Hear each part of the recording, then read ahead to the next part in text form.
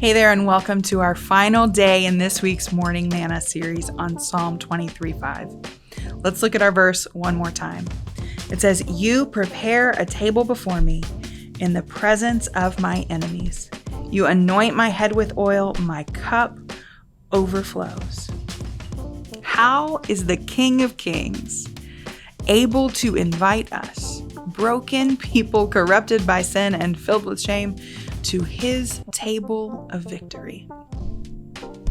It's because this table of victory is also the table of his sacrifice.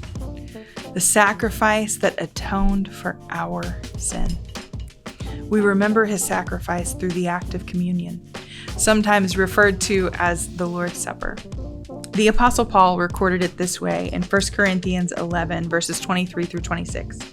It says, "For I received from the Lord what I also delivered to you, that the Lord Jesus, on the night he was betrayed, took bread, and when he had given thanks, he broke it and said, 'This is my body, which is for you. Do this in remembrance of me.' In the same way, he also took the cup after supper, saying, 'This cup is the new covenant in my blood. Do this as often as you drink it in remembrance of me. For as often as you eat this bread and drink the cup, you proclaim the Lord's death until he comes." As we conclude our time together this week, consider taking time to take communion in remembrance and honor of the Lord. The bread and wine symbolize his body and blood.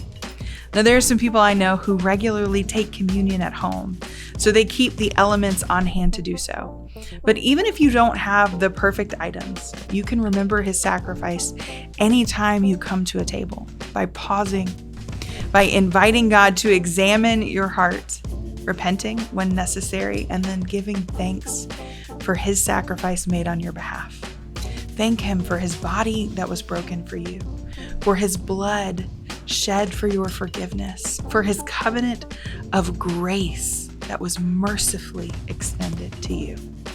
Don't think that coming to this table more often will cheapen the meaning of communion for us. It's actually the opposite.